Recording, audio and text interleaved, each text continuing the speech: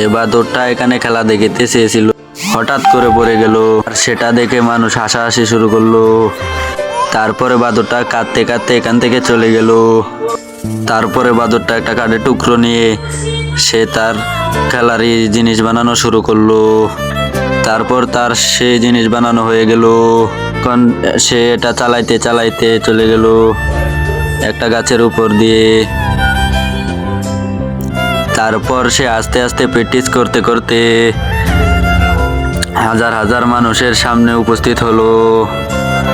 এখন সে দিনের আশাসির উসলটা তুলবে। এখন খেলা দেখানো শুরু করলো। সে তো অনেক ভালো খেলা শুরু করলো, মানুষ তো দেখে অবাক হয়ে যাচ্ছে।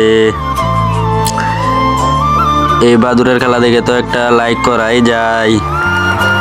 তো বাদুরটা অবশেষে একটা কাপ জিতে নিল হাজার হাজার মানুষের সামনে।